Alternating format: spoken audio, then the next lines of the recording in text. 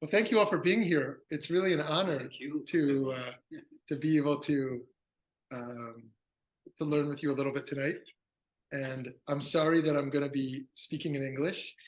I did live in Aix-en-Provence for 6 months, and I was fluent in French then. That was more than 20 years ago. So now I'm embarrassed. So you'll forgive me. But if you speak French, I might understand a little. So, but I'm a big fan of Rabbi Emil, Rabbi Miriam, and Tali, and this Kehillat Ayeka. And so it's very exciting to be a part of this great organization for one night that you're building here. So, and for everyone on Zoom, you might be a little confused because we're in Paris around the room. So if you speak, I'll translate back to them. Something. It says it's in live. Okay. In live on Facebook, beautiful. I think. Okay, wonderful. Very good. Okay, so we can start with a little nigun. I could do my own nigun, but I don't know what nigun I'm using here. So maybe somebody else wants to start a nigun for us. Yeah, mais de toute façon, je me propose de chanter d'abord un nigun, donc une mélodie sans paroles, telle qu'on les chante parfois ici. Vous connaissez déjà, n'est-ce pas? Jean-Dominique, il paye un loyer ici tellement il est là. Okay. Tali, do you want to start off? But yeah. Oh, I love that. Jenna. Yeah. Great. Yeah, Shlomo was I used to sit next to him in yeshiva in Israel, so I know him well. It's a beautiful nigun. Great. So, you want to start it? and we start so I can tune. Okay. Vous le connaissez, non? C'est celui sur lequel Laurent est rentré au mariage. Vous avez peut-être déjà entendu, mais vous allez le reconnaître parce que c'est aussi celui qu'on appelle. This was our wedding nigun. Oh, beautiful.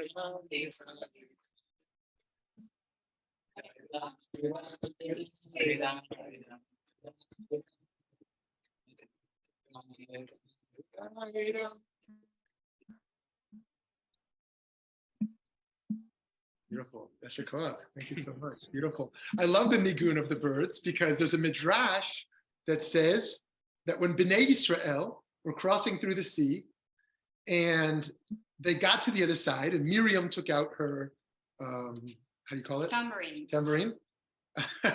And went to play music, that they forgot how to sing. They forgot how to sing because slaves can't sing. And so they looked up into the sky and they heard the birds chirping. And the Midrash says they learned how to sing once again from these birds.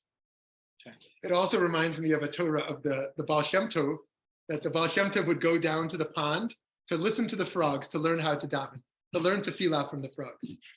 And sometimes we have to open our minds and hearts to everything around us. It says in Pirkei Avot 4:1, Ben Zoma, who is wise? Someone who learns from everyone. And but what is everyone? Maybe it's everything to some degree. We can learn from everything around us. So tonight our topic is ethical consumption. Ethical consumption, thinking about the ethics of what we eat, in particular, what we buy and what we eat. And if somebody said, they came up in the street right there, in the street of Paris, they came up, they said, what's most important in Judaism? I would say one of my top 3 answers would be everything matters. Everything matters. What we say, what we spend our money on, what we do with our time, everything matters. And ethical consumption is a way of saying that what we buy is a vote. How often do you vote in France? Like, not too often. Like Like every 4 years, 5 years 5 years? for the presidential election. Okay, so if you're in Israel, you vote for the prime minister like every 2 months, right? And in the US, you vote every 2 years, every 2 years. And so we think voting is really important. Of course it's important. But every time we spend a euro, every time we spend $1, we spend a shekel, we're casting a vote. We're voting. We're voting for our values, ultimately. Do you want me to translate? Yeah, oh, yeah. So that, Here, talk to the screen too. Yeah, sorry it's going to be kind of interruption, but maybe it's going to help the group. Le sujet de ce soir, c'est la consommation éthique ou l'éthique de la consommation. Parce que l'idée, c'est que si on lui demandait ce qui était le plus important dans le judaïsme, il répondrait que c'est tout, que tout est important, jusqu'à chaque euro dépensé. Et qu'en réalité, avec un parallèle sur le vote, tout comme nous on vote quand on va voter pour le président ou les législatives, il considère que chaque euro dépensé est une forme de vote. Que c'est en fait donner son assentiment ou donner son avis sur chaque élément sur lequel on pose son argent. Good, thank you. So in Gan Eden, in the Garden of Eden, they eat from Eitz Hadat Tov V'Ra, right? The tree of knowledge of good and evil. And with the first food consumption, with the first bite of food, the birth of moral consciousness emerges, right? That is to say that eating is fundamental to ethics. What we choose regards to our food. You want to take a step? Yeah, sure. I hope I'll be, faithful to what you said. L'idée, c'est qu'au Jardin d'Éden, le Jardin d'Éden est associé fondamentalement à la notion de consommation éthique, vu que Adam et Ève mangeaient du fruit de la connaissance du bien et du mal.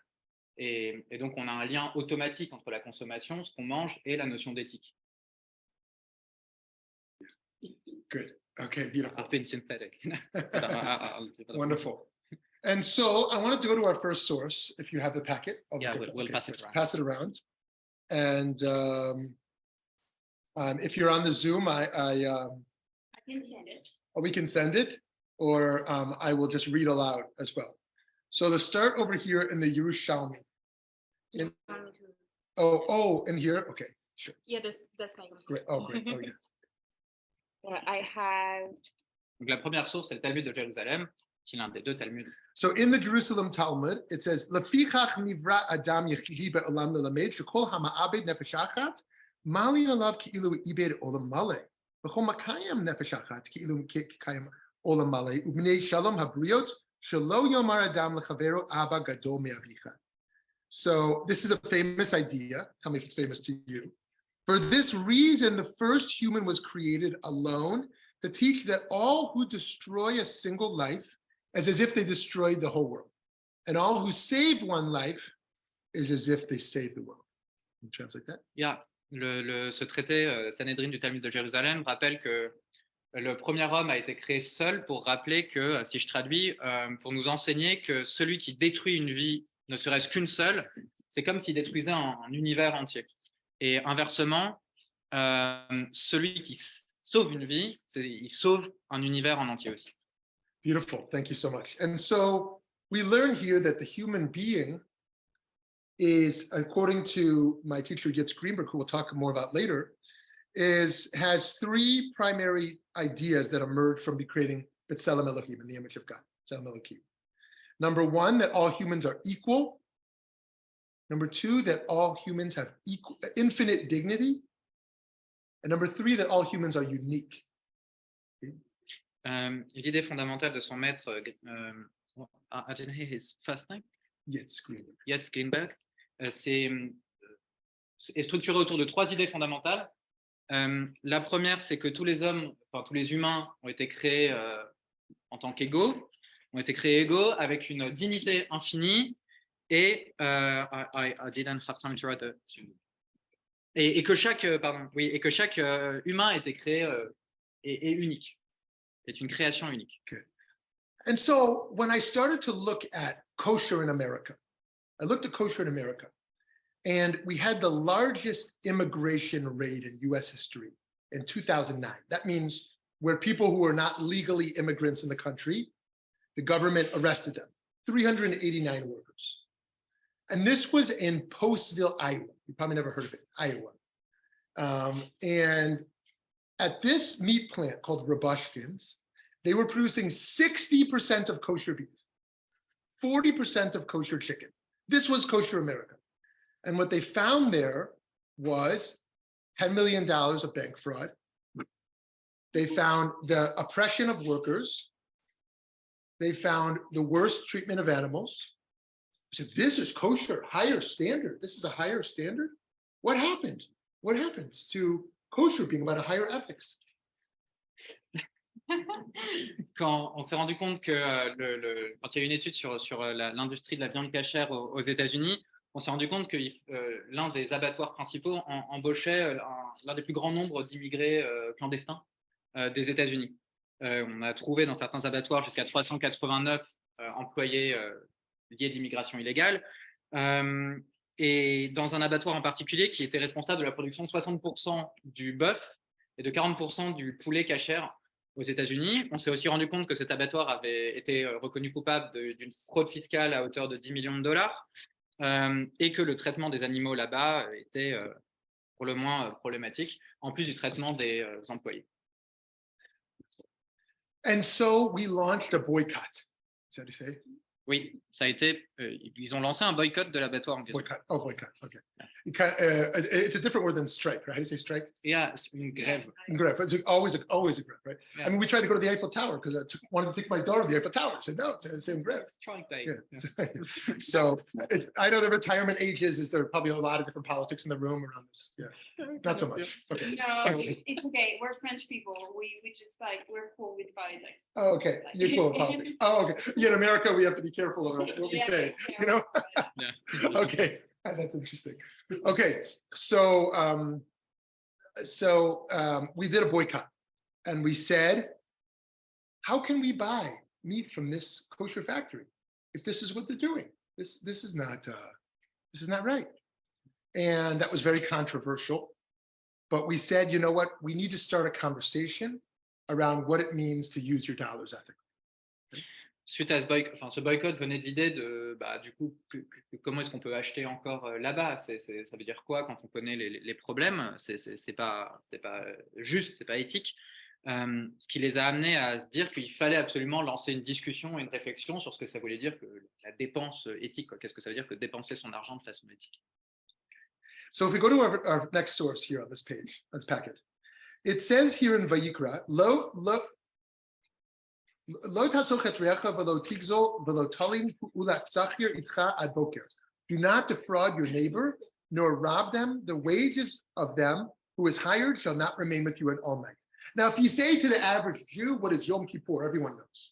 What is Pesach? What is kosher? What is Shabbat? Everybody knows. But if you say, what is Oshek? You say, what's Oshek? Many people don't know. What's Oshek? Oshek is the biblical prohibition of oppressing your workers, mistreating your workers. Donc ce passage de Vayikra qui est sur la deuxième page rappelle l'interdiction de la fraude et du vol. Et l'idée c'est quoi? C'est que si on demande à un juif ce que c'est que Kippour, ou ce que c'est que Pessah, ou ce que c'est que la nourriture cachère, tout le monde sera OK, mais personne n'est vraiment au courant de l'interdit biblique de l'exploitation et de la fraude. So you might think this only applies to Jews. Why might you think that? Because it says reyacha. And reyacha usually means your fellow Jew, right? V'yahavta l'reyacha kamocha, love your fellow Jew, right?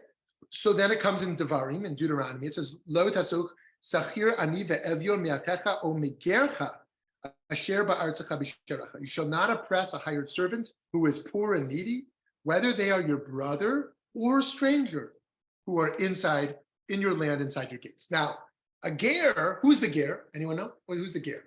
Stranger. Yeah. For the convert. Yes, good. So yeah, so in the Talmud, the ger is a convert. It's a Gentile who wants to be a Jew, who becomes a Jew. That's a ger. But in the Chumash, in the Torah, according to the Mefarshim, the commentators, they say a ger is a Gentile, a non-Jew, living in a Jewish space.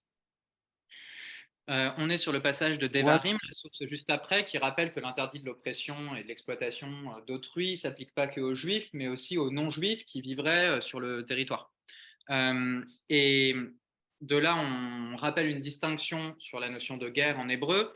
Selon le Talmud, le guerre, c'est un converti, mais selon la Torah, selon le Chumash, le guerre, c'est un gentil, dans les termes anciens, un non-juif qui vit au milieu, enfin au sein d'une famille juive. And in this verse itself, I mean, it says, achecha, your fellows. If it was just a convert would already be included in your family, your brethren, because a convert is not a convert is a Jew, right? So it says, achecha o migircha, so it's a separate category of people. And so we learn here that not only should you treat your Jewish worker well, but a non-Jewish worker. Okay, now it says here in the Rabbeinu Yonah, he's the nephew of the Ramban, Nachmanides, not to be mistaken with Maimonides. And he says here in the Sefer Hayira, if you, I know we're going in 3 languages here for everyone's different flavor. Hishamer militzar balei chayim, hen bahema, hen of, v'kol shekin shelo litzar adam, shehu asui b'tzelem hamakom. Im ata rotzeh lischor polim umatzata aniyim, yihiyu aniyim b'nei beitecha. Ve'ach al tevaze otam, ach derech kavod titzav alehem, v'tishalem schar mishal. So be careful not to afflict any living creature. Don't hurt any creature, whether it's an animal or a bird, or all the more so, a person. Now it's interesting. It doesn't say tzelem Elohim. It says tzelem hamakom. When do we usually call God makom? What was it? What was it? God, yes. When do we usually call God makom? Isn't it when he truly? Yeah. In particular, when he's trying to be nice. Yeah. Yeah, that's true. And we call him Elohim when he's hungry. That's very interesting. Hungry? No, Angry. Angry. Oh, angry. Sorry. Okay. Now you see that's a small difference in an initial. So close. When God is hungry or angry. Yeah. So so often we say hamakom when at a funeral or in a shiva house, right? Hamakom yenachem, right? Yes, and also has a kind of a nice, comforting meaning to it. Yeah. And so we see here but that's interesting to call people b'tzelem hamakom, in the image of the place. So we care about all animals, but all the more so humans, because we're because what makes humans and animals different? I mean, humans are animals, right? Is it our language? Is it our cognition? Is it our capacity to build society? What makes humans fundamentally different from animals? So then it says, if you want to hire laborers, workers, and you find they are poor, they should be regarded as poor members of your household. B'nei beitecha, right? That's very interesting. If someone is poor and you employ them, right? They can't get by. They can't buy the bus ticket or the metro ticket, or they can't buy the cheapest food, right? That if they work for your business, you have to take care of it. So that's a lot. No worries, I'll try my best. Le passage suivant est de Rabbeinu Yonah, le neveu de Nachmanide, qui rappelle l'importance de respecter tout être vivant, que ce soit un animal ou un oiseau, il distingue, et surtout pas, et a fortiori plutôt les humains, dans la mesure où ils ont été créés à l'image de Dieu. Il rappelle que ici le mot employé pour parler de Dieu est hamakom, qui veut dire littéralement le lieu, qu'on utilise d'habitude dans une dimension de réconfort, on en parle souvent quand on est à des funérailles ou pendant les shivas, donc la période qui suit un décès. Premièrement. Deuxièmement, Rabbeinu Yonah rappelle l'impératif de respecter les travailleurs, les employés pauvres, et de les considérer comme s'ils faisaient partie de notre propre famille. Donc il y a un impératif éthique de les considérer comme nôtres, comme faisant partie de notre famille. Yeah. Good. So we live in a world of very limited resources. If you go to the Tosefta, the next source is Tosefta. Limited resources. What are we going to do with these limited resources? So this is a very fascinating midrash.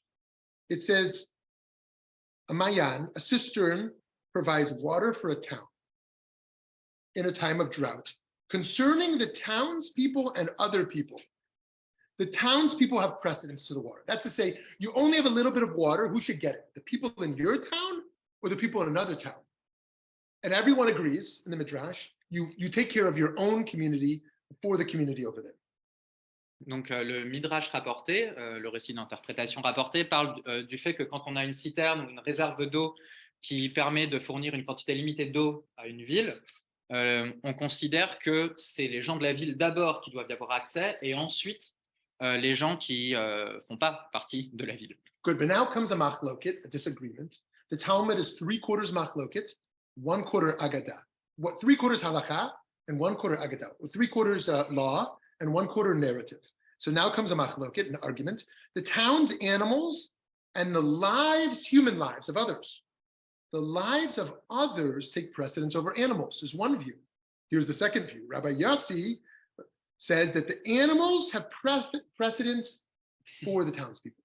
Get it? So there's water here, not so much, and I can either help my animals or human beings from this other community. Who should I help? And they disagree. The first side says, of course, humans matter more than animals. But Rabbi Yossi says, your animals matter more than human lives over there. Il y a une marloquette, un désaccord dans ce récit qui est, OK, maintenant, si on a cette quantité limitée d'eau et qu'on a le choix entre nourrir mes animaux ou les gens de l'autre ville, enfin qui ne sont pas d'ici, qui je dois abreuver en premier? Et donc, il y a un désaccord, c'est le principe de marloquette.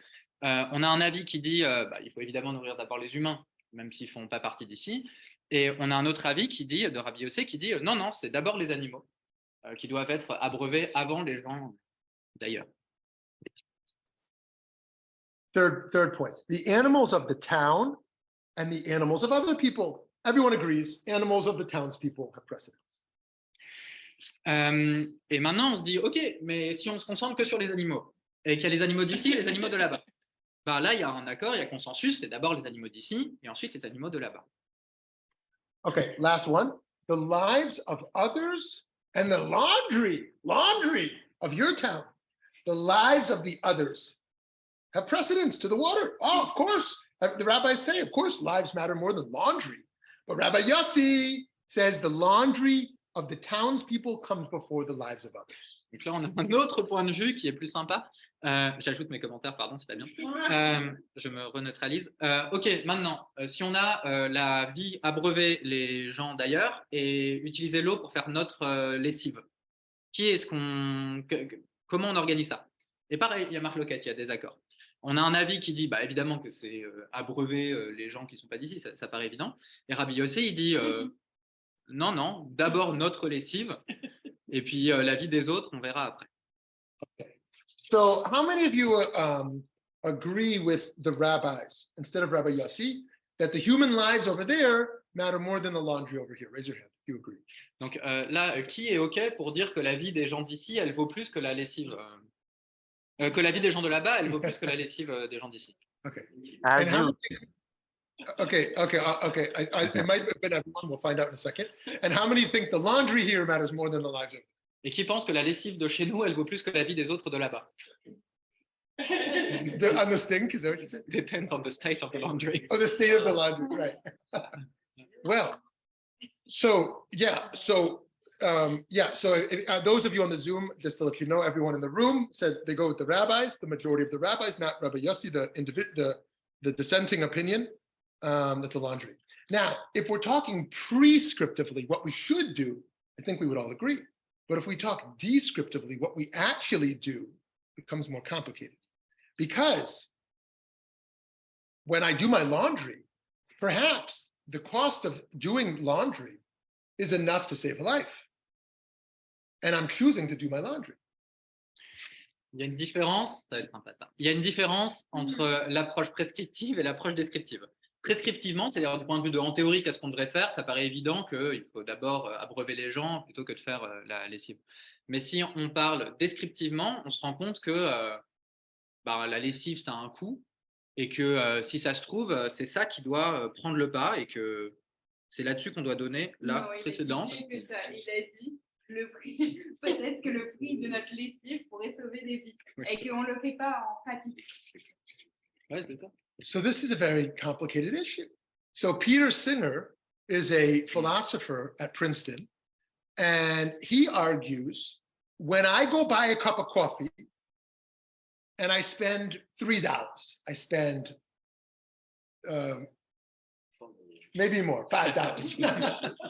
You know, these days you can go to Starbucks, you can get a very fancy drink, it's $200. And okay, so let's say 5. He says, I could have bought a malaria net for a child in a village in Africa and saved their life from malaria. And when I bought my coffee, I committed murder, he says. Okay. Because if the person is at my feet saying, feed me or I'll die, only a cruel person wouldn't feed them, right? Everyone's going to feed them. So what's the difference, he says? Somebody's on the other side of the world who needs it. In an age of internet, I can't pretend I don't know they're there. He says it's no different than if they're at my feet. So he says it's like committing an act of murder. Donc on évoque Peter Singer, qui est un philosophe de l'université de Princeton, réputé pour ses écrits sur l'éthique animale.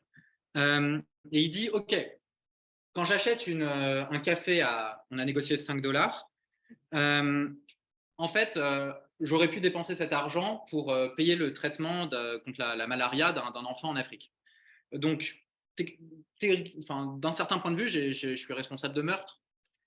Pardon ? Oui, de son point de vue, je suis responsable de meurtre parce que si cet enfant avait été à mes pieds, là, en présence, et qu'il m'avait dit « il faut que tu me nourrisses, sinon je vais mourir », ben, je l'aurais fait. Enfin, là, il n'y aurait pas eu débat. Donc, mais à l'ère d'Internet, où on ne peut pas faire comme si on ne savait pas que ça existait, cette situation de la malaria, et ben, en réalité, si on décide de quand même pas agir, on est responsable de la mort de ces enfants.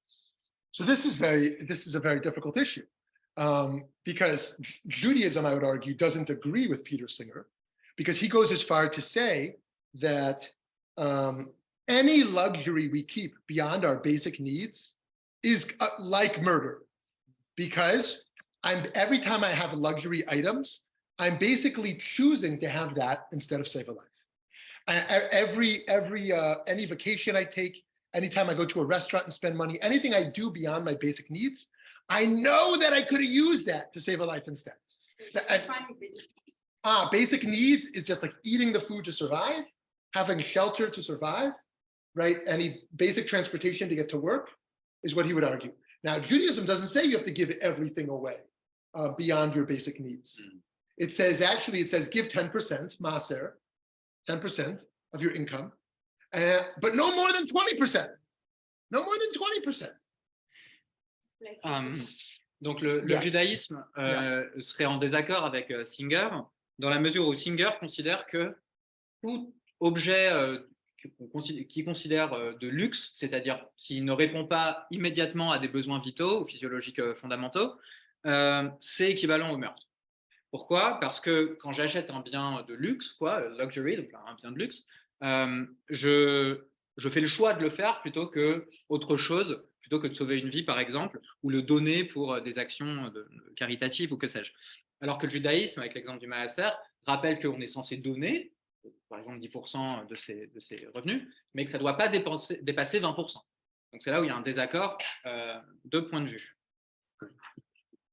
So, but not even though I argue Judaism doesn't agree with him, I think he makes me uncomfortable. It makes me uncomfortable in a way that I think is productive, because it asks me, if I really believe in human dignity, if I really believe in the infinite value of human life, what am I willing to do for that? What am I willing to do, right? And what am I willing to sacrifice if I believe that? And that's uncomfortable to think about, those levels of sacrifice. Le judaïsme, certes, n'est pas d'accord, mais Singer le met quand même mal à l'aise, de façon productive selon lui. Pourquoi ? Parce que si je suis le principe qu'on a évoqué précédemment de la dignité infinie de chaque individu, alors qu'est-ce que je suis prêt à faire pour vraiment la mettre en pratique ? Qu'est-ce que je suis prêt à sacrifier pour la mettre en pratique réellement ? Good. So in the interest of time, I'm just going to do 2 more sources because I know we have more to do tonight. Yeah. Okay.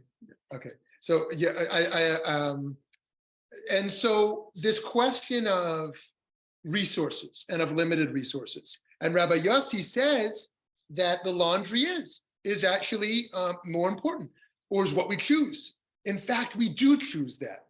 We do choose the laundry over other lives. And so it might look so cruel.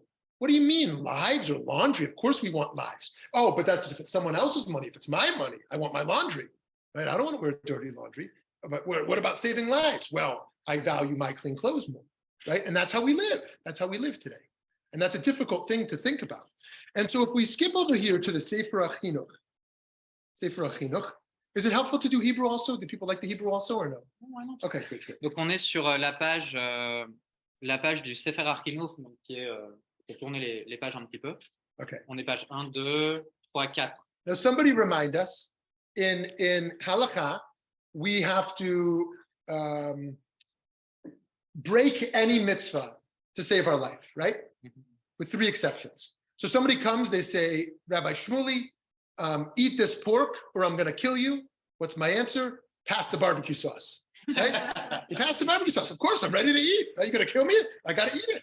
Okay, you want to translate? Oui, la halakha rappelle qu'on est censé tout faire pour sauver des vies, à certaines exceptions, à 3 exceptions près.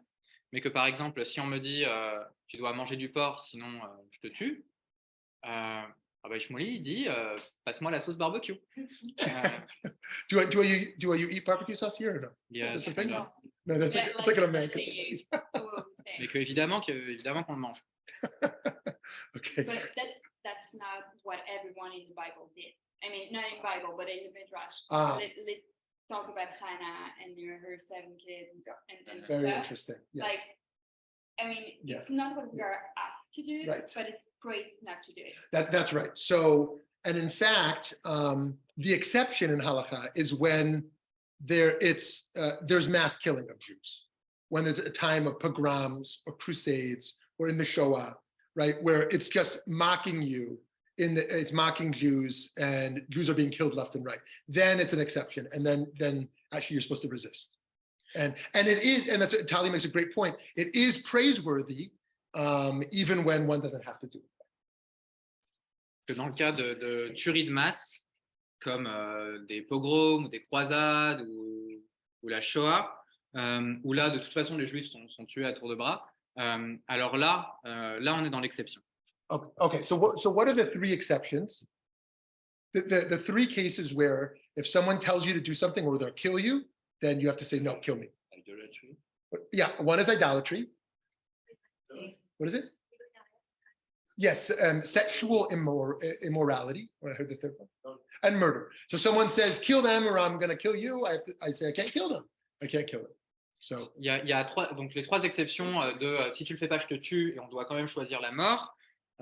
C'est l'idolâtrie, les actes sexuels immoraux, oui, mais plus que répréhensibles, quoi, vraiment interdits, inceste, etc. Et le meurtre. Si tu le tues pas, je te tue, il faut, selon les textes, préférer mourir. I'm learning so much French from you. This is great because you're like saying my words, so it's perfect. Thank you. Thank you. So Avodah Zarah is very serious. We don't talk so much about idolatry today, but Avodah Zarah is very serious. And that's why you're going to see how radical this passage is. So if you go to the 2nd paragraph in Hebrew, Umin hanichlal b'mitzvah zo, shelo yadbik ha'adam el mamono shechanenu el b'tzedek mamon acher, shehu shel gezel or hamas or marbit or mechol davar mechuar, shechol ze bechlal meshamshe avodah zarahu, sheyetzer lev ha'adam ra chomeroto meviu el habayit. The yetzer hara nikra b'shem avodah zarah. And within the commandment to not do anything to attach to Avodah Zarah, one should not attach their money, which God graced them with, the money of another, which has gained through theft, violence, or exploitation, or from any disgusting element, because of all of these are included in the elements of idolatry.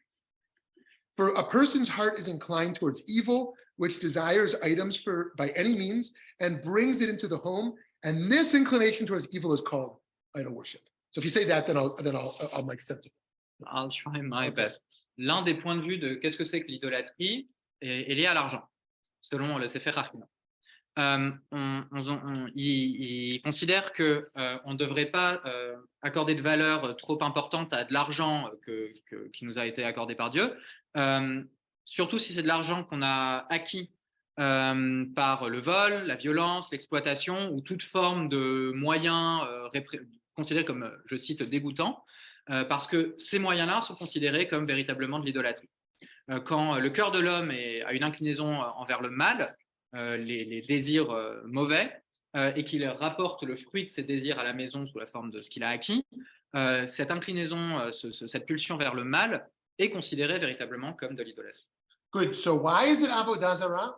I would suggest it is because I pick up a burger and I say, and I eat it without knowing anything about it. And I'm basically saying, I don't care if the workers were hurt. I don't care if there was slave labor involved. I don't care if the animals were mistreated. I don't care if it harmed the environment. All I care about is my yetzer, what feels good to me. And when we say, all I care about is me and my pleasure, that, Sefer Chinuch says, is avodah zarah. It's basically, what is idolatry? Idolatry is making anything finite into infinite, making anything non-absolute into the absolute. And when I say all that matters is my pleasure, I've made that absolute. And that they say is avodah zarah. Si on prend l'exemple donc qu'est-ce que c'est que l'idolâtrie? On prend l'exemple d'un burger, on se dit, je le mange et je m'en tape un peu de où il vient, dans quelles conditions les animaux ont été abattus, dans quelles conditions les travailleurs qui l'ont produit, quelles étaient les conditions de ces travailleurs, que je me dis en fait je m'en fiche parce que tout ce qui m'importe c'est mon propre plaisir et de satisfaire ma propre gloutonnerie et ma propre cupidité au sens alimentaire, ou même l'impact sur l'environnement que ce burger a. Et que donc tout ce qui m'importe, ce sont mes propres désirs. En fait, c'est ça l'idolâtrie. Pourquoi? Parce que l'idolâtrie, c'est transformer en infini ce qui est en fait fini. Transformer ce qui est fini en une espèce d'absolu qu'on aurait élevé à une valeur supérieure à ce qu'elle est véritablement. So this is very difficult because what they say for Chinuch just said is that this is avodah zarah. You should die before being willing to do this. Do you know how many things I buy every day which is attached to exploitation? I mean, how can I know? This clothes, if it's from Bangladesh and the workers are paid 2 pennies for their work, how can I know in the shoes I bought, the treatment of the earth? How can I know when I walk to a restaurant, maybe better here than in where I live, that the waiter is being paid, a wage they could live off? Right? How can I know? And this is avodah zarah if I choose to eat something anyways. Donc là, il y a quelque chose d'assez radical dans un paradoxe soulevé qui est que si c'est de l'avodah zarah, donc de l'idolâtrie, je suis censé être prêt à mourir. Mais au sens contemporain du terme, comment je peux savoir dans quelles conditions tout ce que je produis, tout ce que je consomme et tout ce dont je bénéficie a été produit? La chemise que j'ai achetée qui vient du Bangladesh où ils ont été payés 2 € le mois, ou les chaussures, leurs impacts environnementaux au sens large. Comment je peux savoir si je vais dans un restaurant, j'en sais rien du salaire du serveur. Et pourtant, c'est associé à l'idolâtrie si je considère qu'en fait, si j'ai pas accès à ces informations. So this raises an interesting opportunity for us to think about the ethics of our consumption and the ethics of production, and how we will use our unique power to create change in this area. So one of the things we did at Real Tzedek was launch this Tav HaYosher, launch this ethical seal for kosher restaurants that says not only is it kosher on a ritual level, it's also yosher. So you've got to work in America. I'm Mexican and I'm not documented, which means I'm not a citizen. And that means I'm at risk. Somebody reports to the government, I'm there, and I can be deported, right? I can be kicked out of the country. So they're very scared. You work in the back washing pots and pans, and they might pay you below the minimum wage because you can't complain. If you complain, they're going to kick you out of the country. And so we said, that's the person we want to protect. When I walk into a kosher restaurant, I don't just want to know it's not basar b'chalav, that you didn't mix milk and meat. I want to know that the person in the back room they're seen as B'Tselem Elohim. Donc, ce qu'ils ont réussi à créer, c'est un certificat d'éthique. C'est-à-dire que les restaurants cachers aux États-Unis et pas juste un certificat de viande de cache-route, que la nourriture est cachère, qu'ils ne mélangent pas le lait et la viande, mais aussi qu'il y a un vrai respect au sens éthique de toute la production et de toutes les personnes qui y travaillent, en s'assurant que les personnes même qui font la plonge ne sont pas des immigrés mexicains qu'on exploite en les payant en dessous du salaire minimum, en arguant que s'ils se plaignent, on les signale aux douanes et ils seront renvoyés. Good. So I'm just going to say a few last things, and then I want to move to conversation, questions, or comments, or disagreements are the best, if you disagree with anything I say. And then we'll move on to the next part of the program. Okay? Okay, great. So the Rambam, Maimonides, has three primary works. He's got his commentary on the Mishnah. He's got his Mishnah Torah, his book of Halakha. And then he has his Moreh Nevuchim, Guide for the Perplexed. That's my favorite, his book of philosophy. And he says, what's the purpose of Halakha? What's the purpose of all this? What do you mean you got to go do all these holidays and Shabbat and kosher tzitzi? There's all these different rituals. I mean, what is all this about, right? And here's his answer. Two things: the well-being of the soul and the well-being of the body. Now, you have to know Plato. My daughter's watching a TV show, so Netflix. You have Netflix here? Yeah. Netflix? Okay, so you have to know Plato here to know what he's talking about. The welfare of the soul means the perfect intellect. And the welfare of the body doesn't mean body, it means body politic, the society. Yeah. Donc dans le guide des égarés de Maïmonide, on se demande quel est le sens de la halakha. Selon Maïmonide, il y a deux objectifs principaux qui sont le bien-être de l'âme et le bien-être du corps, mais pas au sens où on l'entend habituellement. Parenthèse, Rambam a une inspiration aristotélicienne, donc le parallèle avec Platon a un sens. Le bien-être de l'âme, c'est l'intellect, la perfection de l'intellect. Et quand il parle du bien-être du corps, il ne parle pas du corps au sens physique, mais ce qu'on appelle en anglais de body politique, le corps politique, la société, la cité, quoi. So he ultimately concludes. He says, yes, while the perfection of the intellect is important. In fact, Maimonides I love him, but he's an intellectual snob, which means he thinks that a very small group is going to Olam Haba, to the heaven. Why? Because they're the ones who actually perfect their intellect. The masses, it's not about just being a good person, doing mitzvot if you want to go to Olam Haba. It's about actually attaching yourself to truth. If you attach your soul to truth, your soul will continue eternally connected to truth. If you spent your life just eating and drinking, having a good time, you never really attach your soul to truth, right? Then when you die, your soul kind of dies with it to a certain degree. So the intellect is very top for him, and yet he says more important is the welfare of the body, the society. And what does he mean by that? He says the removal of violence from society. The halakha is there to remove the injustices of society. So if I make Kiddush and I observe Shabbat, and I never in my Kiddush think about the marginalized, the exploited, those who are suffering, it's like I didn't do Kiddush. If I do Pesach Seder and I have a good food and we sing melodies and we have a great conversation about the Haggadah, but I don't actually work towards liberation in the world after, did I do Pesach? Because Maimonides says, the Rambam says, that all of this stuff is there for us to create a more just society. Alors qu'il considère que Maïmonide est un gros snob intellectuel parce qu'il attache vraiment une importance réelle à la perfection de l'intellect, en considérant qu'il existe qu'une toute petite proportion de ce que Platon appellerait les philosophes rois, quoi, de ceux qui savent vraiment penser, qui réussiront à aller dans le monde d'après, le lamaba en hébreu. Il dit que en réalité, il y a une surimportance du bien-être du groupe social, et que la halakha, elle est là pour en fait nous apprendre à véritablement supprimer la violence de la société et les injustices. Que la halakha, elle est là pour nous permettre de faire ça. Exemple, si je fais le kidouche comme ça, comme il faut, le vendredi soir ou le samedi, mais que quand je le fais, je ne pense absolument pas à tous les opprimés ou à toute source d'injustice, c'est comme si je n'avais pas vraiment fait kidouche. De la même façon, quand je fais le récit de la Haggadah pendant Pessah et que je raconte la libération, la sortie d'Égypte, la sortie d'esclavage, mais qu'en réalité, concrètement, dans mon quotidien, je ne fais rien dans mes actions pour faire en sorte qu'il y ait une vraie libération de ceux qui souffrent d'esclavage moderne, je n'ai pas vraiment fait Pessah.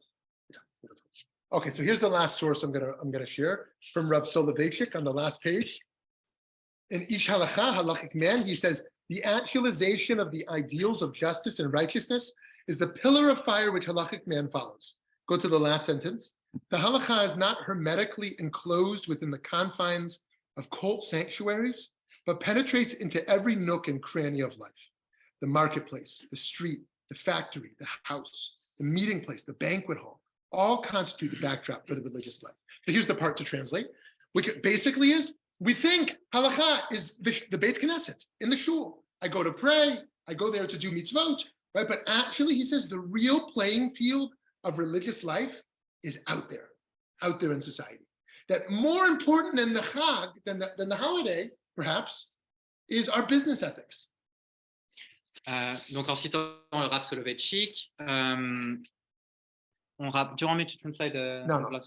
Okay. Selon Rav Soloveitchik, la vraie halakha, le vrai pilier de la halakha, n'est pas forcément au sein de la synagogue, il n'est pas forcément dans le respect absolu enfin, il n'est pas uniquement dans le respect de la halakha théorique et au sein de la synagogue, mais que la halakha, elle se joue out there, dans la vie, dans la vraie vie, dans le réel, dans la rue, il cite le marché, la rue, l'usine, la maison, partout où le juif évolue. Good. So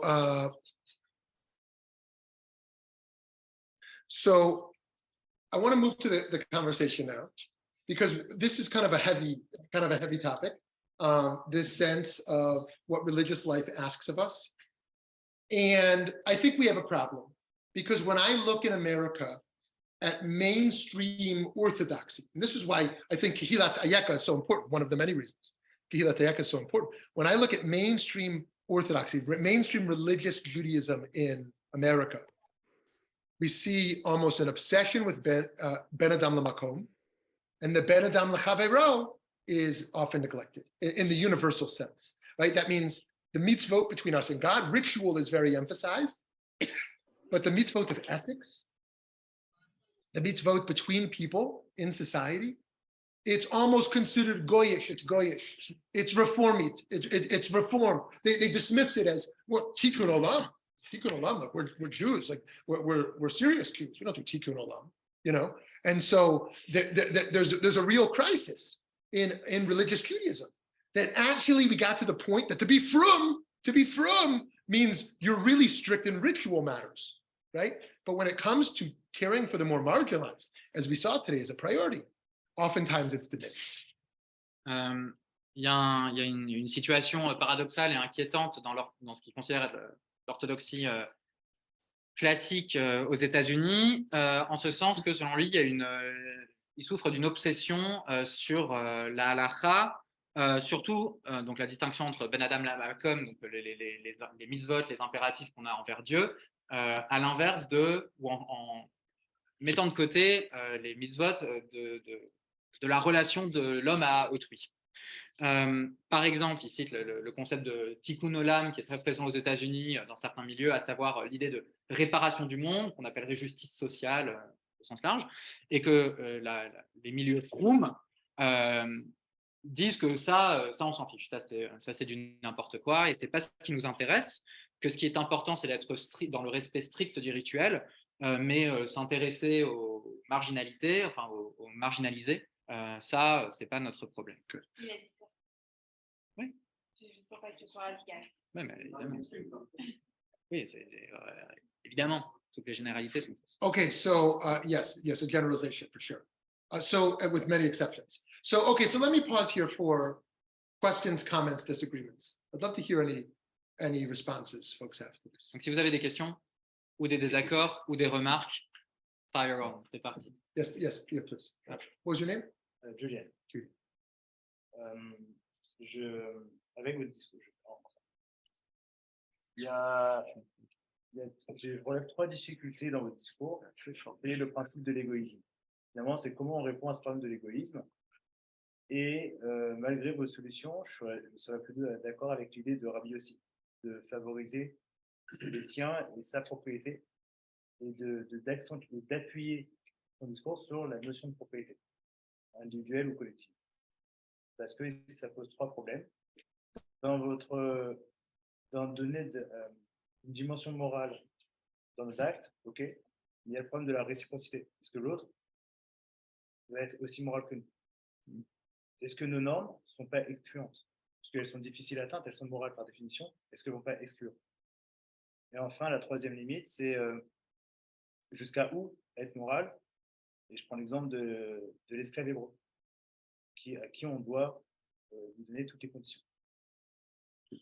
It would help to hear you. Yeah, great. Okay. Julian insists on what he calls the problem of egotism, and what type of answer can be brought to this. And he considers that he would agree with Rabbi Yossi, saying that we need to actually focus and concentrate on our own faults before everything, by focusing especially on the notion of property, individual property and collective property. And so he's got 3 questions for you. What about reciprocity? How can I make sure that there will be that the actions will be like this? What about our norms that can exclude other people because of how demanding they can be, if I understood correctly? And how far can one or should one be moral and respect ethics? And he gives the example of the Hebrew slave that he wants your opinion on. Wow. Okay, that's a lot. Yeah, very good. Okay, that's a lot there. So I might forget some. You'll bring it back to me. Yeah, sure. If I do. So yeah, Julien, right? Yeah, thank you so much. So yeah, these are great questions. I'll start with the response with something that an economist, Amartya Sen, says, an Indian, I think he's Indian, an Indian philosopher economist. And he says they find a flute in the village, and 3 children say the flute is theirs. One child says, it's my flute because I made it. I made the flute. The second child says, give me the flute because I'm the only one who can play the flute in the village, and I'll make beautiful music for everyone. And the third child says, give me the flute because I'm the only one who will never be able to afford it. Who should get that flute will say a lot about our own economic worldview, right? If my primary is, it's okay, say that. Yeah. En citant un économiste philosophe indien, il prend un cas ou une expérience de pensée. Il y a une flûte qui est trouvée dans le village. Et il y a 3 enfants qui disent elle devrait être pour moi, elle devrait me revenir cette flûte. Les 3 raisons sont données. C'est le premier, il dit c'est à moi que devrait revenir la flûte parce que c'est moi qui l'ai fabriquée. Le deuxième, il dit non, c'est à moi que devrait revenir la flûte parce que je suis le seul dans tout le village à pouvoir en jouer et je vais vous faire un truc de malade. Le troisième, il dit non, c'est à moi que devrait revenir la flûte parce que je suis le seul qui pourra jamais se la payer. Et selon cet économiste, la réponse qu'on donne et à qui on va donner la flûte révèle beaucoup du système économique dans lequel on est. And there's no doubt, as you bring up here, that that property rights are a great contribution that Torah makes. The notion that private property is mine, and yet it problematizes that issue by saying, for example, you have to leave 10% of your field. You don't even take it in, you leave it there. It's not totally yours, what you earn. The maser we give, the 10% we give, we don't just charitably give it, it's never mine in the first place. And yet we have one of the 10 commandments, the Aseret Dibrot, around do not steal. We respect private property. I don't have to just give away that which is mine. So you're exactly right to raise that concern. And you're right, with the Eved Ivri, with the Hebrew slave, the Hebrew servant, if you can't pay a debt, right, you don't just get off the hook, you don't just go to court, you got to go work. You become a servant for years to pay your debt, right? You really owe that. And so what I love about halakha is that it's not one-sided. It doesn't just say side with this party. It balances all the different claims. Okay. Le droit à la propriété est en fait une contribution fondamentale de la Torah. En ce sens aussi qu'elle la problématise, qu'elle la met en perspective. Pourquoi? Parce qu'il y a par exemple l'exemple du maaser, le fait qu'on doit laisser ou donner 10% de notre, par exemple, de notre champ, de notre revenu, mais encore plus que ça, en ce sens que ces 10% ne nous ont jamais appartenu, jamais vraiment été nôtres. Premièrement. Deuxièmement, on a l'un des 10 commandements, des 10 paroles, selon les traductions, qui interdit le vol, en ce sens, ou ce qui montre qu'il y a un respect de la propriété d'autrui. On n'est pas dans un communisme des premières heures de ce point de vue, j'ai ajouté, pardon. On a le parallèle ensuite on parle de l'esclave hébreu, qui dit, le cas, c'est si je ne peux pas payer mes dettes, c'est pas juste je vais au tribunal ou que sais-je, c'est je dois bosser pour compenser ces dettes que je dois à autrui en devenant son serviteur. Donc l'idée, selon lui, c'est que la halakha n'est pas tout le temps mono point de vue, mais qu'elle essaie de créer des équilibres dans les concepts qu'elle manipule. Okay, so there's so much more to say. I'd love to talk with you after if you have time. But I'd love to take one more comment if we have one more comment here. Thank you. Anyone see it? How do you explain that Orthodox Chayim doesn't accept the étourdissement? Vas-y, termine la phrase. L'étourdissement des animaux avant la naissance. Yeah. La souffrance animale, c'est animal suffering before you kill them. Right. I can't understand that. No, But yeah. there is no evolution. Right. Of the message. Yeah. Okay. Right. Okay, so this is a really, so this is a really important comment.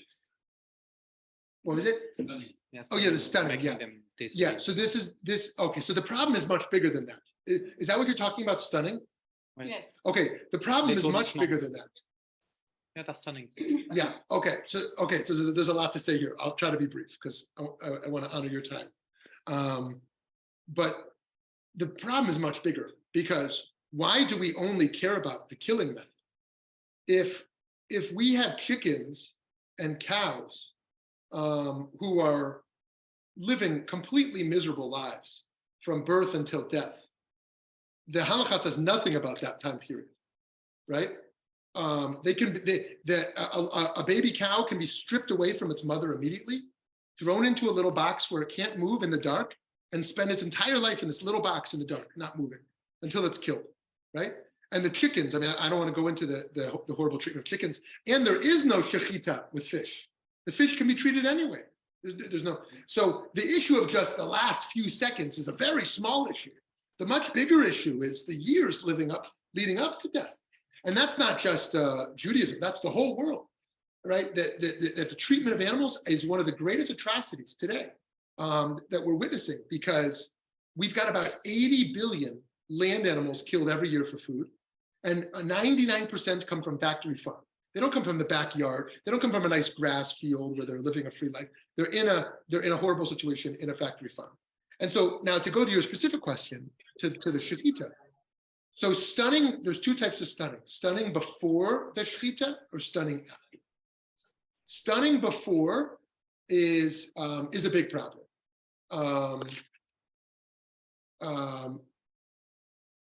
Is a big problem.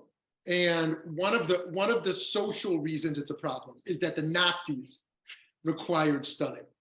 And they said, you Jews, your kashrut is not humane. You're not humane like us Nazis, right?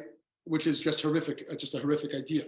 And the Jews were willing to die, going back to pass me the barbecue sauce. The Jews were willing to die before following the rules of the Nazis to say stun first, right? So the social issues that emerged around that are complicated. But stunning after the shechita, right? You slice the esophagus and trachea at the same moment, and then you stun. In Australia, they're doing that. Australia required this, and the kosher authorities in Australia went along with it. And I've actually argued, some people disagree with me, but I've actually argued that we should do that. So I'm personally vegan. I don't eat meat or animal products. But for those who eat kosher meat, I think arguing for stunning after the killing of the animal makes more sense. Let's go back a few seconds. La question, en fait, elle est tout d'abord, avant de répondre à ton objection, la question était qu'est-ce qui se passe, pourquoi est-ce qu'il n'y a pas d'évolution des méthodes, en particulier le refus de l'étourdissement avant l'abattage ou simultanément à l'abattage. Rabbi Shmuly rappelle que, à ses yeux, il y a la question de la méthode de mise à mort est qu'une fraction infime de la question plus générale du bien-être animal, dans la mesure où on s'en fiche un petit peu que la vie qui précède la mort, des poulets ou du bétail de façon générale, soit complètement nulle. La halakha ne se prononce pas sur la période de la vie avant l'abattage. Donc, premier élément. Deuxième élément, il n'y a même pas la question de la shrita pour les poissons. Donc, la question des dernières secondes est minime. Il rappelle qu'il y a 80 billion, 80 milliards de têtes d'animaux qui sont tués à but alimentaire chaque année, et 99% viennent d'usines qui ne sont pas en pleine, comment on dit, en plein air. Ouais, voilà. Donc, maintenant, la question de l'étourdissement. Il y a deux types d'étourdissement ou deux questions. La question de l'étourdissement avant l'abattage et la question de l'étourdissement après l'abattage. Du point de vue de la question de l'étourdissement avant l'abattage, il y a un gros problème qu'il considère tout d'abord social, parce que cet étourdissement avant l'abattage était ce que les nazis voulaient imposer à l'abattage rituel, en arguant que le fait de refuser l'étourdissement avant, comme les juifs le faisaient, était inhumain, ce qui est un léger paradoxe. Quand il s'agit de l'abattage après la shrita, Rabbi Shmuly rappelle qu'en Australie, par exemple, c'est ce qui a été fait. Sous demande gouvernementale, les institutions cachères d'Australie ont accepté, et selon lui, c'est ce qu'il faudrait faire de façon générale. Il rappelle ensuite qu'il est personnellement vegan, donc il ne mange pas de produits issus d'animaux au sens large, donc que ce soit les œufs, le fromage ou le miel. Okay, so the last thing I'll say about that before we move on is just that even though I would rather. What about clothes? My mother asks. Yeah, also the clothes. Aussi. Yeah. Vegan des vêtements. Yeah. Vegan des vêtements. Yeah. So just to close up this issue, even though I want to see less killing of animals, I'm opposed to the trends in Europe where there are animal rights activists arguing that kosher and halal need to have stunning, and I'm opposed to that because I think they're, of course, not all anti-Semitic, but I think there's a lot of anti-Semites in that movement, and and if they want to stop animal suffering, they shouldn't go after kosher and halal. They should go after factory farming at large. They should go after the whole industry. Say again? Hunting. Yeah, exactly. Yes. So leave kosher alone. And I think anyone trying to impose stunning from the outside, I think we should fight back. Like that is my view. So yeah, go ahead. Même si lui-même est vegan, il considère que les activistes qui disent défendre les droits des animaux et qui, par conséquent, disent qu'il faudrait interdire l'abattage halal et kasher, ou disent qu'il faudrait introduire l'étourdissement préalable dans les abattages halal et kasher, leur argument est irrecevable parce qu'à ses yeux, dans ces groupes-là, il existe beaucoup d'antisémites et que si leur vrai problème, c'était vraiment la souffrance animale, ils ne s'intéresseraient pas à ce minime problème de l'abattage rituel, mais ils s'intéresseraient à l'industrie de l'abattage animal au sens large. Okay. Now, I want to move on now to we have an awards ceremony tonight, and we're very honored that Torat Chayim, which is a new rabbinical association of almost 400 modern Orthodox rabbis around America, Europe, and Israel, have come together to work together. And one of our projects has been to find extraordinary young Jewish leaders emerging out of the modern Orthodox community and to recognize the great things they're doing. And this was done by my dear friends, Rabbi Yitz Greenberg and his wife, Blue Greenberg. She's kind of the founder of Orthodox feminism, Blue Greenberg. And Rabbi Dr. Yitz Greenberg is famous for his post-Holocaust theology and his pluralism, his ethics of pluralism, and many other things. And so I want to say, I'm going to pass to Eddie to say just 30 seconds here about our friend Ricardo. And I'm going to say a word about Eddie, then we're going to move to our friend Tali. So, one award is going to a fellow out of Puerto Rico, Ricardo here, and I'm going to invite Eddie to share a few words with our group. Yeah, hi everybody. Thank you so much. I'm definitely excited to talk about our great friend Ricardo Echeverria, who has just been a phenomenal advocate for a lot of the asylum seekers that are going and seeking refuge in New York. He specifically have worked with children. Not only that, but he also came down to the border in Arizona to really get an in-depth feel of what immigration looks like here and why, as Jews, we must support the most vulnerable in our community. So we're really happy and proud to award Ricardo Vargas Echeverria from Puerto Rico, who is proudly Jewish and a proud advocate for justice. Can I talk? Good. Good. Okay. Ricardo from Puerto Rico is going to say something. Okay, Ricardo, go ahead.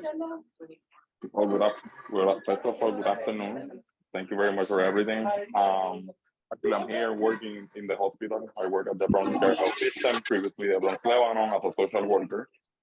So quick words, I'm just doing my work. I'm very compromised, so I'm a Jew and proud. Like Benny Friedman says, I'm a Jewish and proud, and I singing aloud.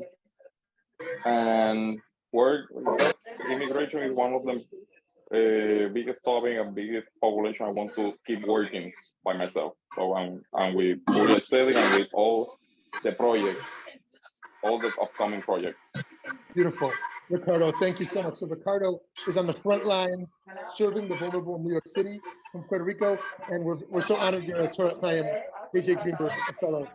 Okay, if you can mute again, there's some noise coming through. Oh, beautiful. Eddie, if you can mute everybody, are you able? Okay? Oh, beautiful. Okay. So yeah, so good. So thank you, Ricardo. I want to tell you about Eddie Chavez Calderon.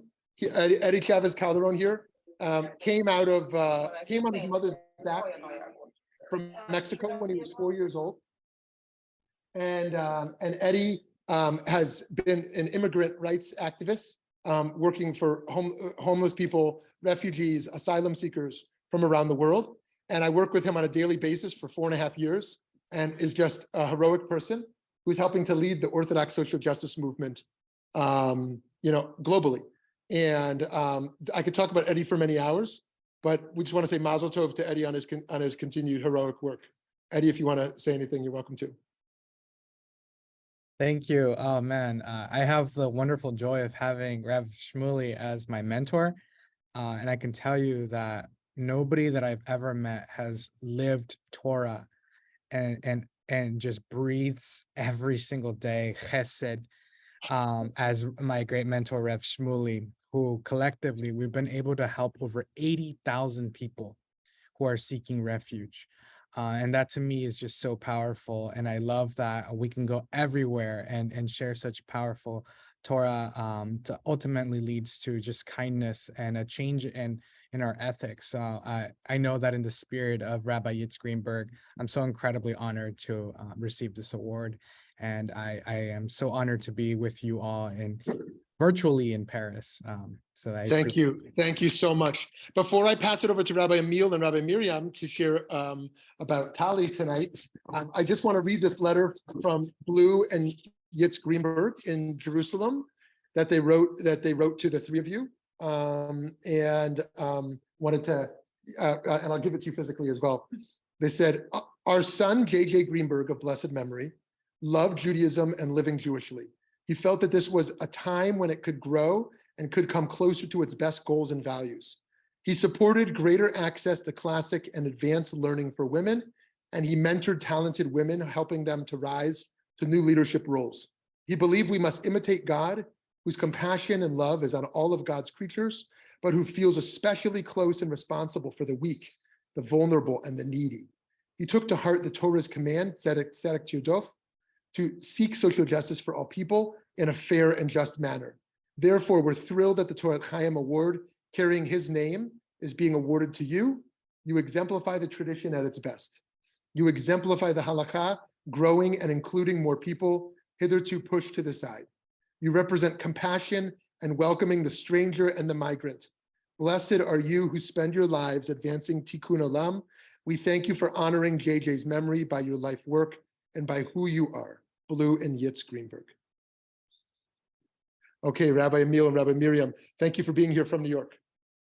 welcome to Kehilat Ayeka. I never thought I would say that to you. I wanted to welcome you to Kehilat Ayeka. Thank you so much for welcoming us in this lovely community. You know, I can't wait to visit this this community and this nice people that I've heard so much about. I've heard that they're recruiting a rabbi Yeah, or two. or two. Yeah, we're making the speech in English, right? That's the plan. Whatever you want. What do you think? We were thinking about that.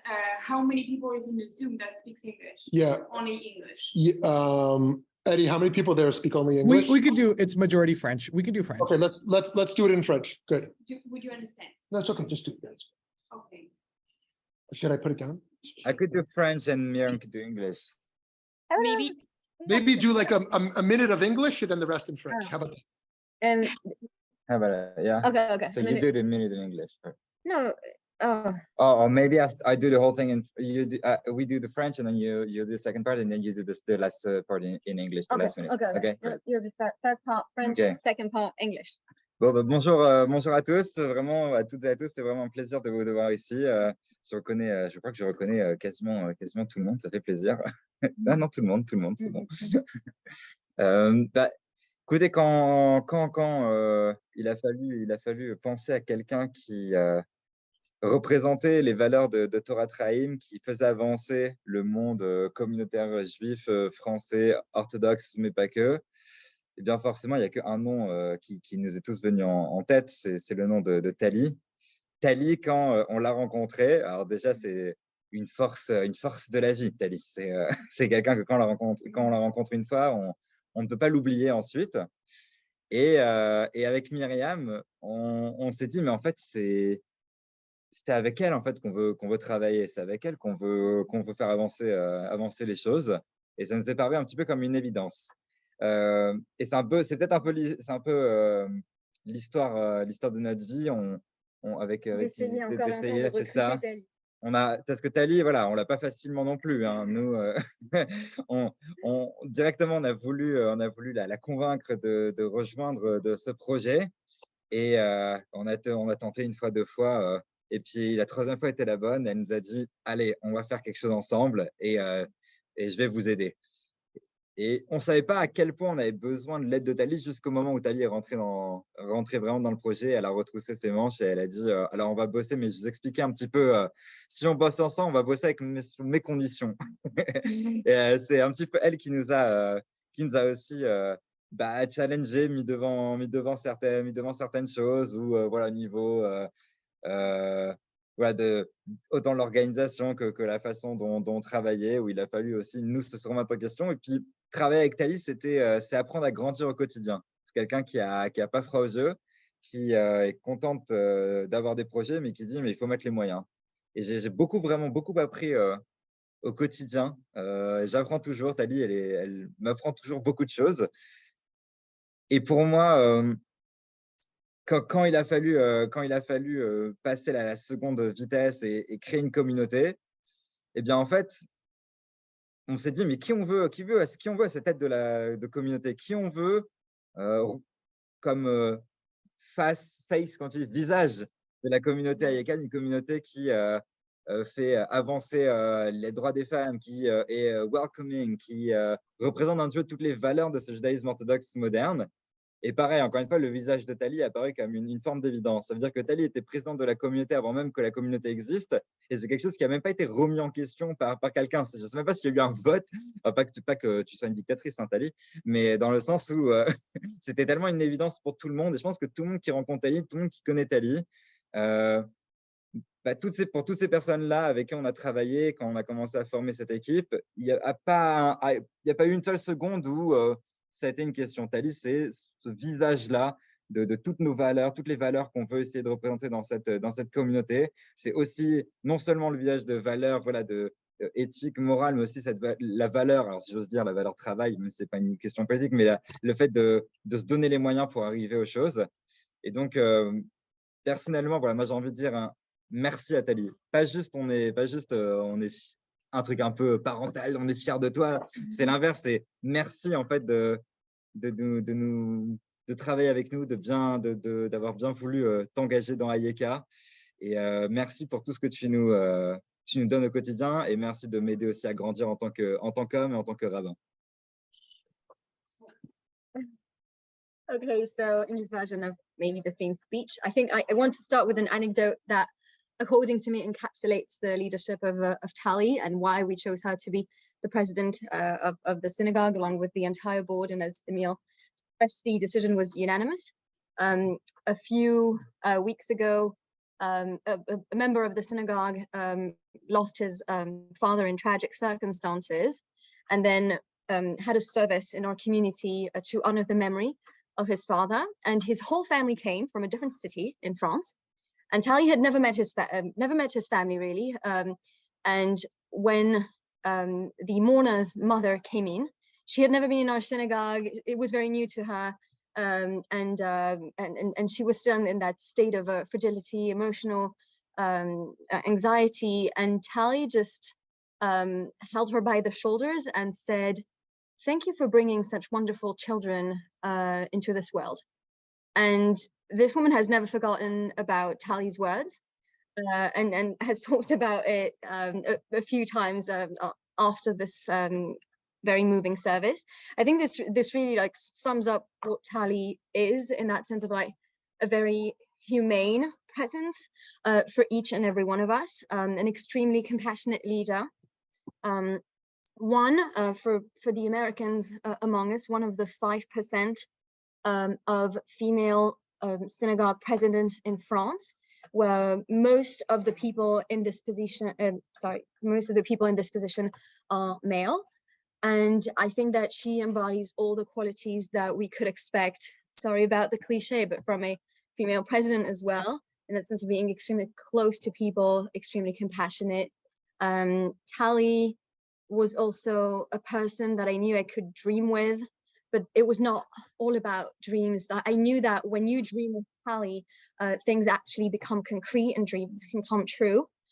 Another example of that I want to give is Tali and I, our big dream started during COVID, in fact, and it was to create a Beit Midrash for women, specifically for women to learn and to be paid for their studies, which in the Jewish traditional world is called a kollel.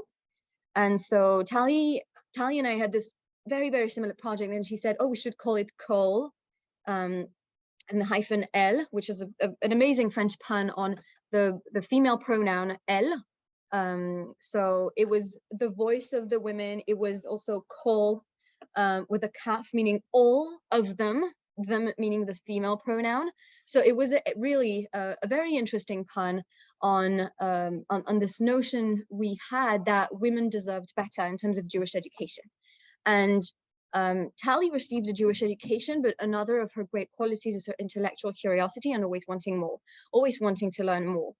Tali was never satisfied with what she got from her Jewish education when she noticed that the boys were learning Gemara and she wasn't. She was curious about the reason of this exclusion and eventually made her way into the system to change it from the inside. Tali is one who can lead revolutions.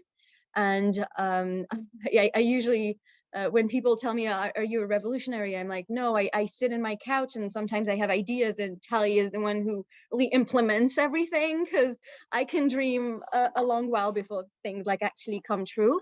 Whereas with Tali is a perfectionist, will really work all the way to manifesting those dreams in real life. And long story short, it's been 3 years. Our kollel is thriving. We've had hundreds of women coming to our Beit Midrash. It's been our third cohort of amazing women who've written articles, who have publicly given Divrei Torah, so shared their amazing learning and their thoughts in public spaces. Tali herself has had the opportunity of getting her Torah out there and sharing wonderful words of wisdom on, say, the Parsha on Academ, which is the main Jewish media in France, was also an academic media. And I don't think she would ever have thought that this was possible 3 years ago. And through all the training and all the learning, she really made that a reality, and she made herself into an inspiration for all the Jewish women in France, especially for Orthodox women who often do not have these opportunities in the spaces that we inhabit. and switch back to French. Why? No, I'll finish in English. It's a little bit weird if I just switch back to French right now. So thank you. I want to thank everybody in Torat Chayim who saw the amazing leadership qualities of Tali and who decided to award her this prestigious grant, because I think that she 100% deserves it.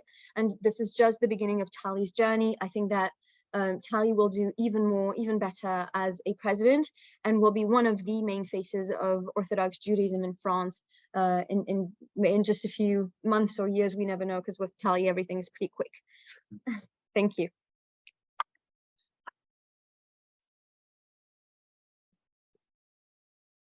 So I think Tali's going to share a few words.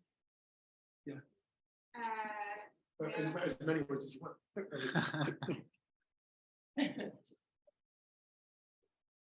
I might say it in Right. In French, yeah, French, yeah. Moi, je peux traduire. Je peux traduire, moi. Tu peux traduire? May I just translate in a minute what Miriam said? Yeah, just take, yeah. Oh, yeah. D'accord. Myriam rappelait 4 points que je pense importants sur Tali. Statistiquement, Tali fait partie techniquement des moins de 5% de présidents de femmes de la communauté orthodoxe française, qu'elle fait la paracha sur Academ, qui est un média de qualité et d'exigence intellectuelle reconnu, que c'est la 3e année que le groupe qu'elle a créé, qui s'appelle Kollel, qui permet à des femmes d'étudier à haut niveau la Gemara et les textes juifs, se poursuit, et que plusieurs centaines de femmes en ont bénéficié, à tel point que certaines femmes l'arrêtent dans la rue pour lui dire qu'elle a changé leur vie. Donc, ce que Myriam n'a pas dit, mais je l'ajoute parce que c'est quand même important. Et le premier point qui a été rappelé par Émile, je crois, et qui est important, c'est une anecdote vraiment, je pense, fondamentale, quand l'un des membres de notre communauté a perdu son père dans des circonstances vraiment tragiques, et que c'était ça le moment pour lui et pour tout le monde. Sa famille est venue pour un office de Shabbat, l'honneur de son père, et Tali allait voir sa mère, qu'elle n'avait jamais vue et qui était là pour la première fois, parce qu'ils viennent de Villeurbanne, à côté de Lyon. Et elle est allée le voir, elle lui a dit je voulais vous remercier, vous féliciter d'avoir mis au monde des enfants aussi incroyables. Et la mère d'Anne a dit je crois que c'est la plus belle chose qu'on m'ait jamais dit de ma vie. Et elle en parlait encore des semaines après, etc. Et qu'aux yeux d'Émile et Myriam qui racontaient cette anecdote, et je partage leur point de vue, ça incarne exactement l'empathie de proximité de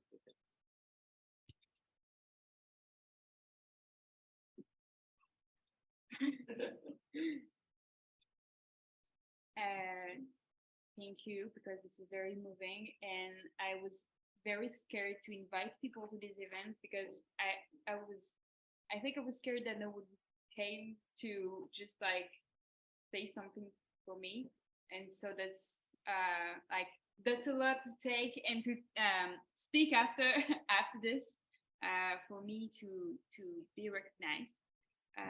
So thank you, Rabbi Shmuly, and thank you that this means like very lot to me to get this word tonight. So I wanted to talk. I'll do it in French. Great, beautiful. And then I'll translate it to you. Good. So they can eat sushi, and we Okay. have to eat sushi. Okay, good. For you. Okay. Sorry for those in Zoom, but you can come. Alors, donc je disais que c'était un immense honneur de prendre la parole aujourd'hui, que je remercie le rabbin Shmuly et le prix Torat Chayim pour cette belle opportunité, et toutes les personnes qui s'étaient déplacées. Pour moi, c'est important de se déplacer juste parce que je recevais un prix, mais donc c'est incroyable pour moi, et c'est très très touchant. Et je vais mettre un peu tout de suite, parce que je dois parler un petit peu. Et donc, comme on célèbre le leadership et l'activisme aujourd'hui, je voulais parler un petit peu d'activisme et qu'est-ce que ça voulait dire et qu'est-ce que ça impliquait, et surtout toutes les fausses idées qu'on pouvait penser de l'activisme. Le premier élément, c'est que l'activisme, c'est quelque chose qui vous tombe dessus. C'est vous vous réveillez et on vous dit toi, tu vas faire des grandes choses. Toi, tu vas t'impliquer et voilà exactement ce que tu vas faire et tu vas faire des grandes choses. C'est pas comme ça du tout. Ce qui se passe, c'est que personne vous dit que vous allez faire des choses, tout simplement. D'ailleurs, les gens vous disent plutôt le contraire, et surtout dans le judaïsme, surtout quand vous êtes une femme, ils vous diront plutôt moi, si j'étais toi, je le ferais pas avec cette jupe-là, ou en tout cas pas avec ce ton-là, ou en tout cas pas avec ces connaissances-là, ou pas avec ces manches-là, ou en tout cas pas avec cette famille, ce background. On vous dira en gros que c'est pas tellement votre place de faire des choses.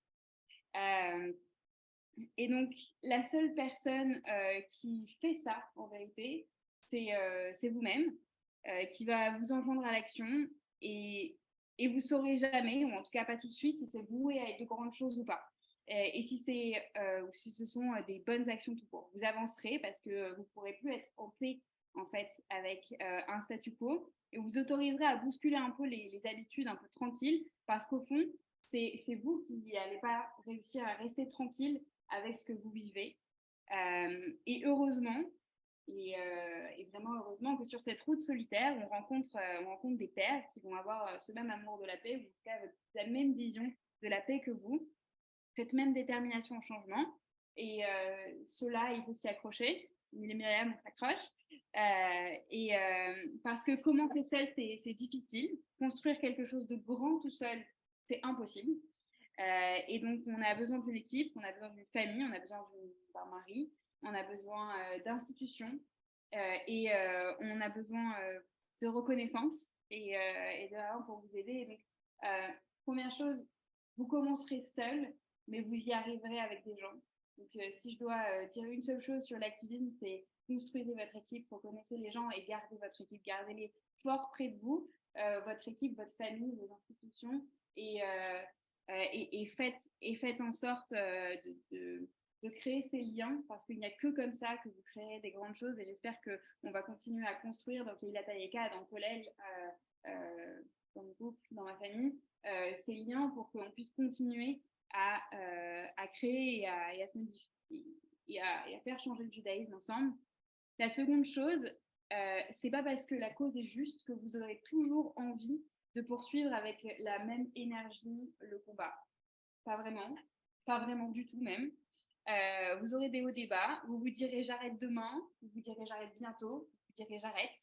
La vérité, c'est que vous n'arrêterez pas, parce que il y aura toujours une micro-victoire, une personne qui vous dira en fait c'était pas mal ce que tu as fait, ou en fait ton cours il m'a quand même plu, ou en fait vous m'inspirez, et toutes ces micro-victoires vont vous ramener sur le fait que bah oui, en fait c'est compliqué, c'est dur d'être activiste, c'est dur d'être engagé, ça prend du temps, ça prend énormément d'énergie, mais c'est tellement bon quand vous voyez que ça marche, et c'est le moment où en fait vous vous rendez compte que c'est là où vous devez aller, et donc vous n'arrêterez pas. Et troisièmement, vous ne saurez jamais si ce que vous faites va changer le monde. Donc on parlait de changer le monde, c'est pas vrai, on ne sait pas qu'on va changer le monde, on ne sait même pas qu'on va changer une personne, et puis d'abord pour changer le monde, il faut commencer par avoir une opinion majoritaire. Les gens qui ont révolutionné le monde, c'est des gens qui au début étaient tout seuls, qui ont fédéré, puis qui ont fait grandir cette opinion jusqu'à ce qu'elle devienne la norme, et que la norme devienne une norme parmi tant d'autres. Et en fait, on commence toujours par se tromper, on commence toujours par dire quelque chose qui n'est pas de l'avis de tous, et ça peut être très dur quand on fait de l'activisme.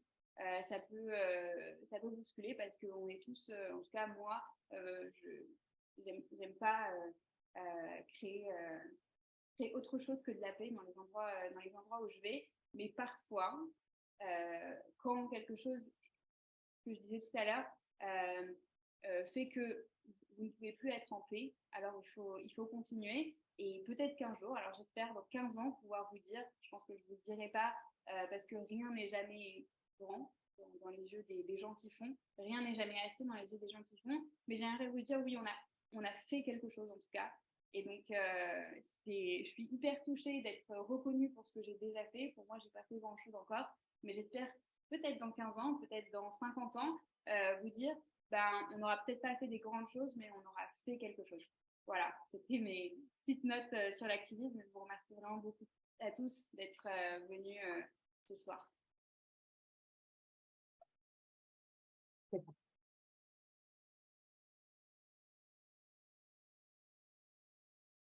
So we offered a $1,000 prize for Torat Chayim to Tali, but she, of course, dedicated immediately to Kehillat Hayeka. And so I present to the shul, to the community, this award check. And I know that we're also to the Torat Chayim community sharing this award and this recording, so that our rabbinic network of hundreds of rabbis in Israel, Europe, and America, will know about you and know about this community and what you're building here together. And we hope to be very invested in seeing the continued growth and building that's happening here. Thank you so much. And we hope to thrive and continue. Thank you so much. Mange un truc. It's lots of bracha and hatzlacha and simcha, good things to the community.